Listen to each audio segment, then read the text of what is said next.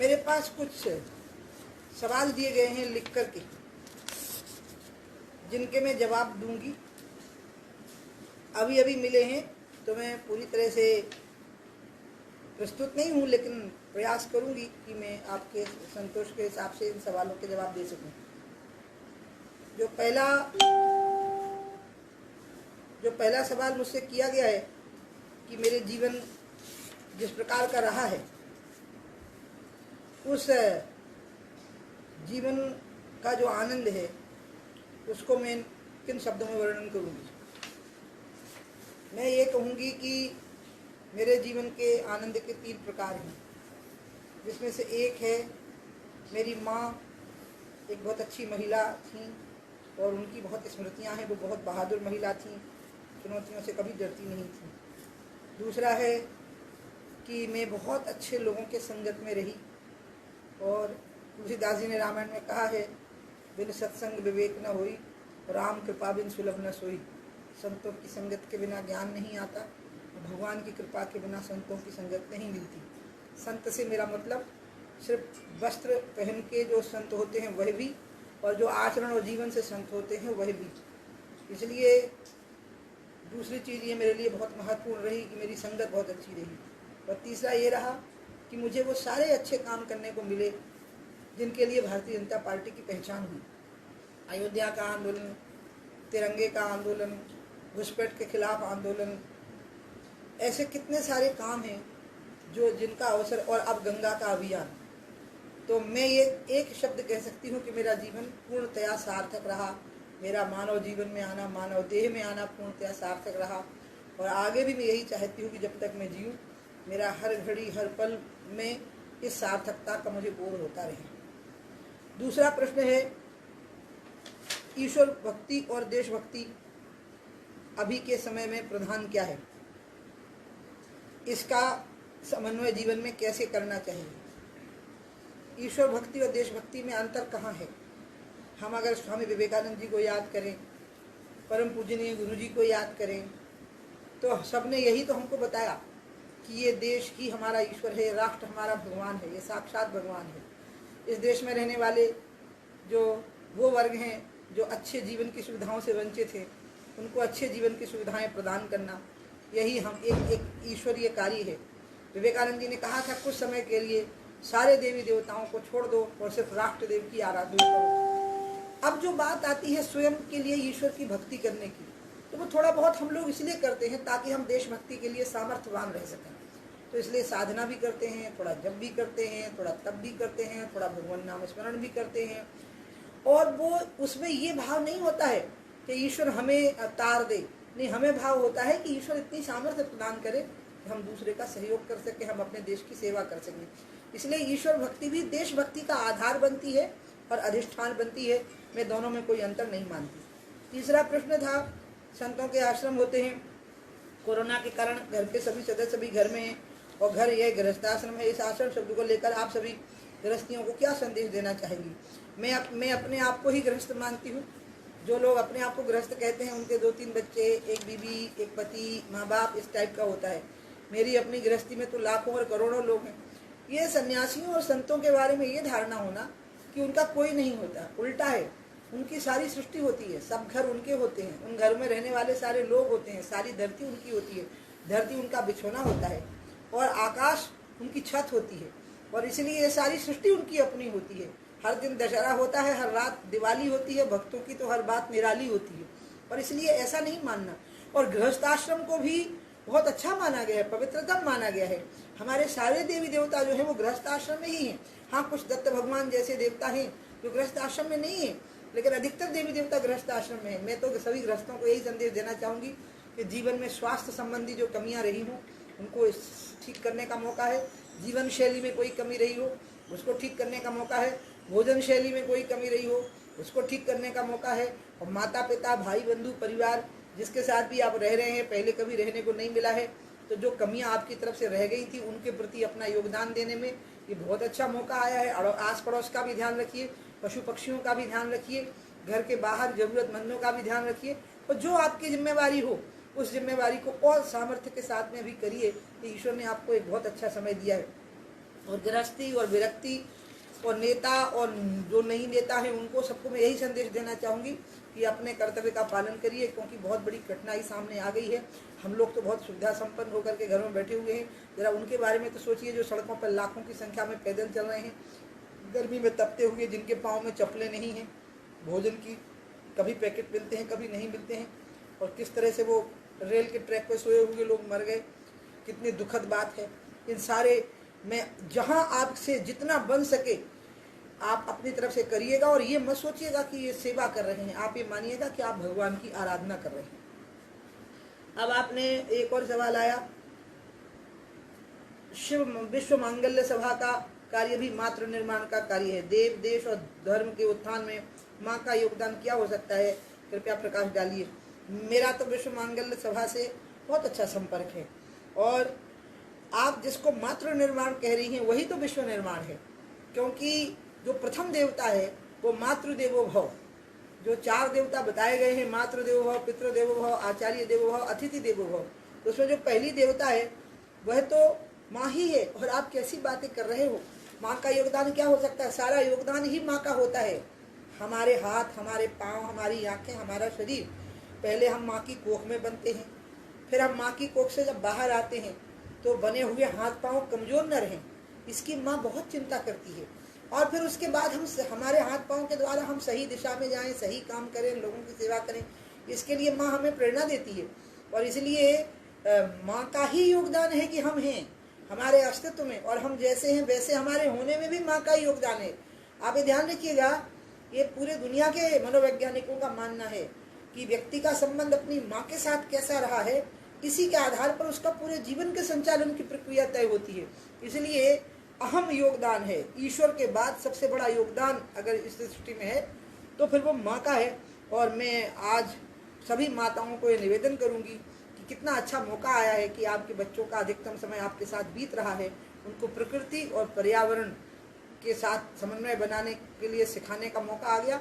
बड़ों का आदर करना, वृद्धों की सेवा करना, और एक अच्छे मनुष्य के रूप में अपना विकास करना, एक अच्छी जीवन शैली और जीवनचर्या बनाना, इस सबका मार्गदर्शन करने का इससे बेहतर समय एक माँ के लिए, बच्चों के लिए नहीं हो सकता था। माँ और बच्चों को जो एक दूसरे के लिए नज़दीक होने का मौका मिला है, वो भी एक बहुत बड़ी बात है जो कि इस समय पर हुई है। अब 5वां सवाल आया है, आध्यात्मिक क्षेत्र में एक महिला संत इस नाते आप यशस्वी, ये सब मेरे को बोलने में अच्छा नहीं लगता, जो इसमें लिखा है अच्छा लिखा है मेरे बारे में, मुझे पढ़ने में अजीब लगेगा। महिला संत धर्म और राष्ट्र के उत्थान में बड़ी भूमिका संपन्न कर सकती है, आप इस विषय में क्या सलाह देंगी? निश्चित रूप से, जैसा कि मैंने आपको पहले कहा कि अर्थ संचयन में भले ही पुरुष की भूमिका अभी तक महत्वपूर्ण रही हो, लेकिन गृह संचालन ही सृष्टि संचालन है। संसार जो चलता है वो अर्थ से नहीं चलता। संसार के लिए अर्थ एक अधिष्ठान का काम करता है, लेकिन अर्थ का उपयोग किस प्रकार से हो, व्यर्थ ना जाए, अनर्थ ना हो जाए अर्थ, ये कौन करता है?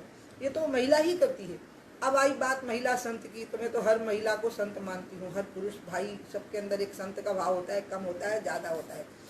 अब आपका ये जो कहना है कि वो राष्ट्र के उत्थान में उनकी भूमिका कैसे संपन्न हो सकती है, इस देश में महिला संतों ने बहुत बड़े काम किए हैं और आध्यात्मिक जागरण का काम किया है। अभी से नहीं, बहुत पहले से। अगर आपको गार्गी का उदाहरण याद हो, जो वेदों में जिनका उल्लेख है, मदालसा का उदाहरण है, जिनका भी वेदों में उल्लेख है कि वो अपने बच्चे को पालने में मोक्ष के गीत सुनाती थी, और बच्चे जैसे ही चलने लग जाते थे तो सीधे सन्यासी होकर के वन में चले जाते थे।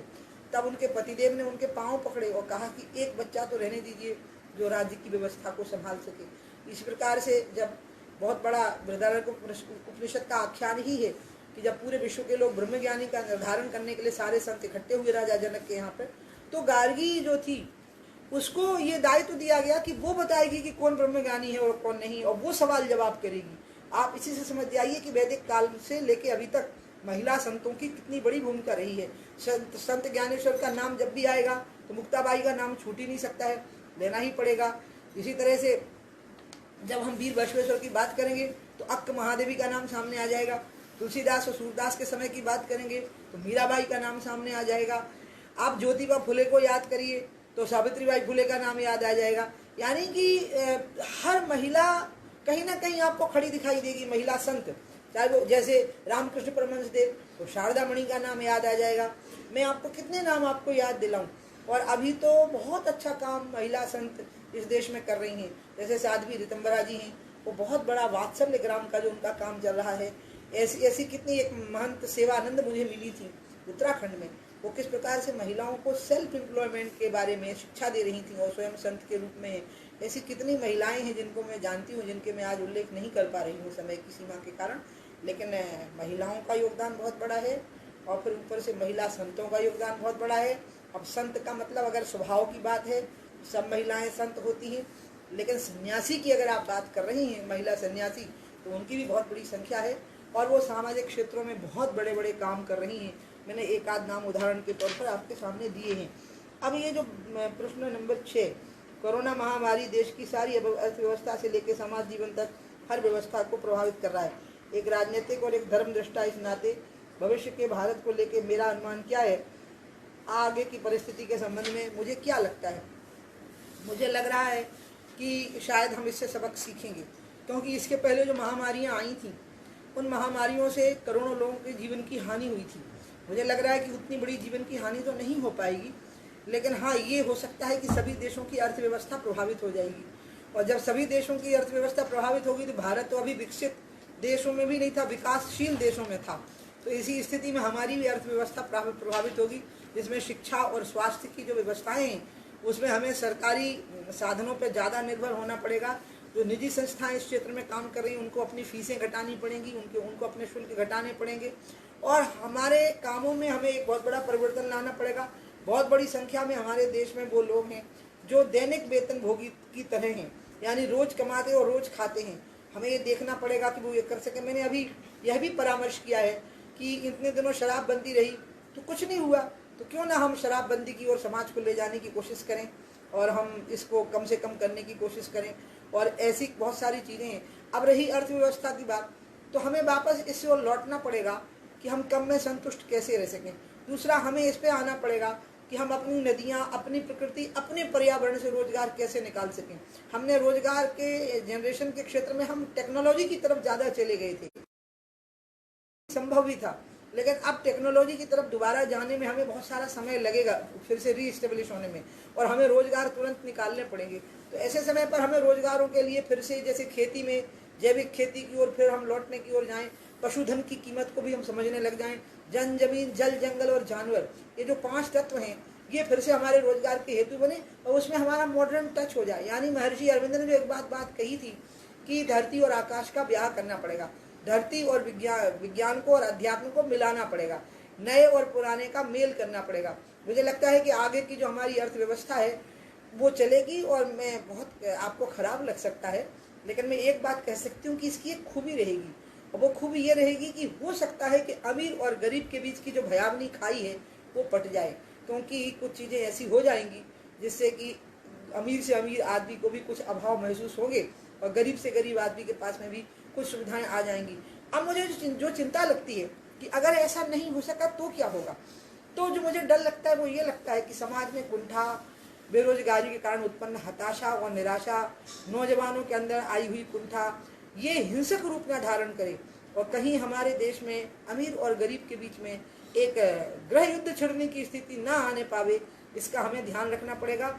हमें गरीबों को गरीब नहीं समझना होगा, हम उन पर दया कर रहे हैं, उन पर एहसान कर रहे हैं, इस भाव से, इस अहंकार से मुक्त होना होगा। हम भगवान हैं, हम खेवनहार हैं और वो हम पर आश्रित जीव हैं, इससे भी हमें मुक्त होना होगा। बल्कि हमें ये मानना पड़ेगा कि वो हमारे भगवान हैं और हमें उनकी व्यवस्थाएं ऐसी बना के चलनी है कि भगवान हमसे संतुष्ट रहे और हमें वरदान दे और हमें हमारी रक्षा का हमें आश्वासन दे। ये भाव हमें उनके अंदर उत्पन्न करना पड़ेगा। इसलिए मुझे लग रहा है कि हमें अर्थव्यवस्था को एक बार फिर से आकाश से धरती पर लाना पड़ेगा। धरती पर जो चीज़ें हैं उन पर हमें अधिकतम आश्रित होना पड़ेगा और शिक्षा की व्यवस्थाएं, स्वास्थ्य की व्यवस्थाएं, इनको हमें जितना संभव हो सके उतना सस्ता करना पड़ेगा, जितना संभव हो सके इसको सर्वसुलभ बनाना पड़ेगा, ताकि लोगों के अंदर निराशा का भाव उत्पन्न ना हो और लोगों को रोजगार अपने ही गांव में, अपने ही घर में किस प्रकार से मिल सके और लोग अपना जीवन यापन कर सकें, इसकी व्यवस्था करनी पड़ेगी। अब आपने जो एक 7वां प्रश्न किया है, आपके जीवन में विधायक जन आंदोलन के कौन कौन से उदाहरण आपको लगते हैं? एक जन आंदोलन की आंदोलन यह आपकी भूमिका रही है। राष्ट्र में विधायक बदलाव के लिए जन आंदोलन की भूमिका क्या हो सकती है?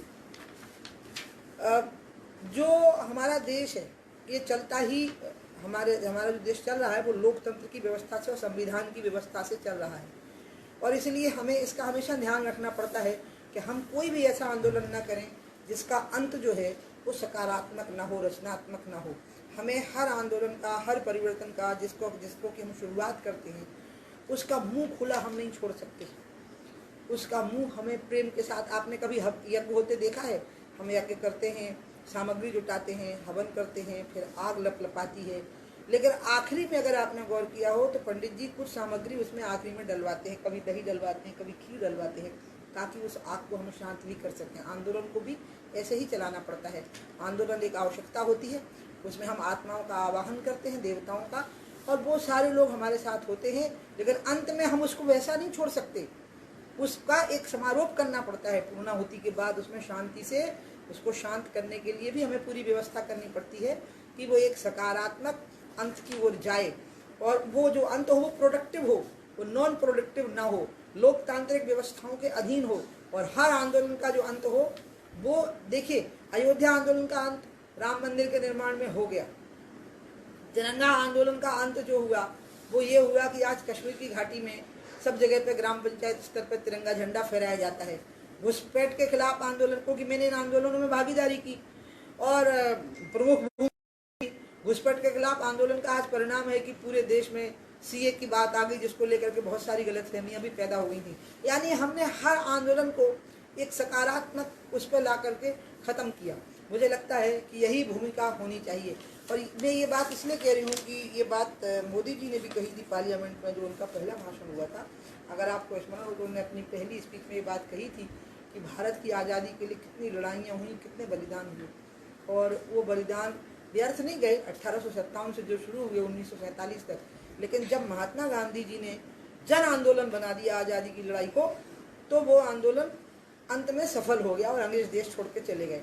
यानी हमें हर चीज़ को जन आंदोलन बनाना, और जन आंदोलन का मतलब है कि समाज की सहमति होना। इसको मैं जन आंदोलन की बात कह रही हूँ कि आप जिस परिवर्तन की बात सोच रहे हैं वो अकेले आप सोच रहे हैं ऐसा नहीं होना। आपके जैसे सोचने वाले लोगों की बहुत बड़ी संख्या होना, और वो आपके साथ आपकी एक आवाज़ पर खड़े हो जाएं, और आप उनके अल्टर ईगो हो जाएं, उनके नेता हो जाएं आप, और वो आपके साथ में खड़े हो जाएं इस प्रकार। और फिर आप उसका अंत ठीक से करें, एक सकारात्मक अंत करें उसका।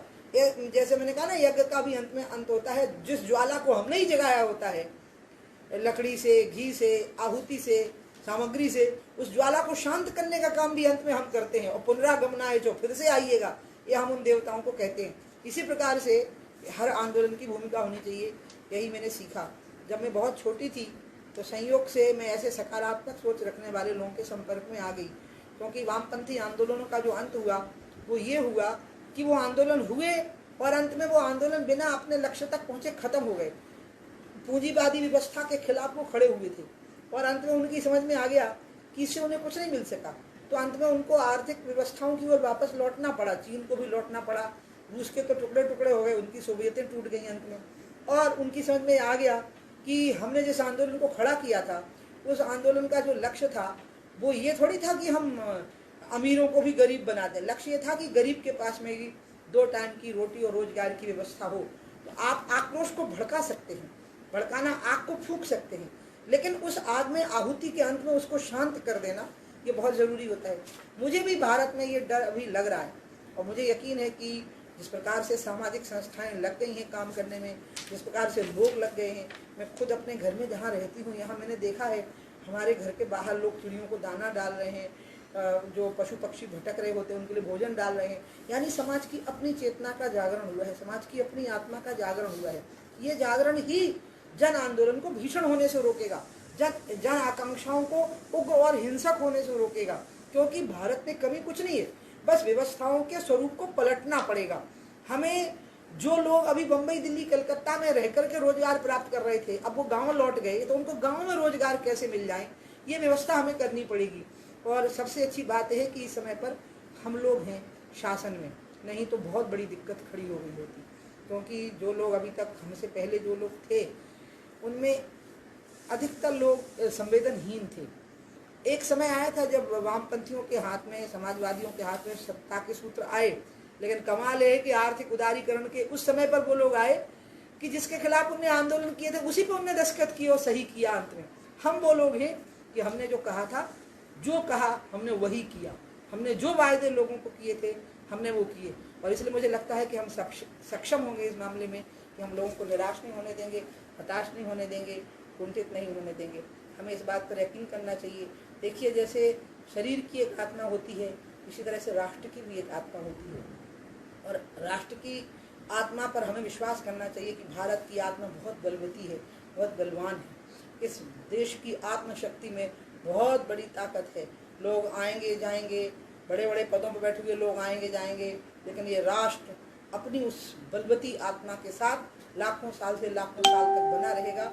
इसलिए हमें इस राष्ट्र की आत्मा का ही विश्वास करके चलना चाहिए, और मुझे यकीन है कि हम उसी के सहारे सर्वाइव कर लेंगे। जैसे हजारों किलोमीटर पैदल चलते हुए लोग अंत में अपने घरों में पहुंच रहे हैं क्योंकि उनकी आत्मा बलवती है। जिस तरह से व्यक्ति की आत्मा बलवती है, जैसे पिंड की आत्मा बलवती है, इसी तरह से ब्रह्मांड की आत्मा भी बलवती होती है। और हमारे देश की आत्मा तो बहुत बलवान है, और इसलिए मुझे यकीन है कि हम बहुत अच्छे तरीके से इसको पार करके और एक हम समर्थवान, सामर्थ्यवान, सक्षम राष्ट्र के रूप में पूरी दुनिया में स्थापित हों। मुझे लगता है कि मेरा इतना कहना काफ़ी है। मुझे बहुत दिनों से ये बात चल रही थी कि जो मेरे से सभी लोग जो बात कर रहे थे कि हमारे कार्यक्रम में विश्व मांगल्य सभा मुझे बार बार कह रही थी, तो आज मैंने अंत में तय किया कि आप लोगों के साथ में संवाद करती हूँ। आगे भी जब जरूरत पड़ेगी तो आप लोगों से मैं बात करती हूँ।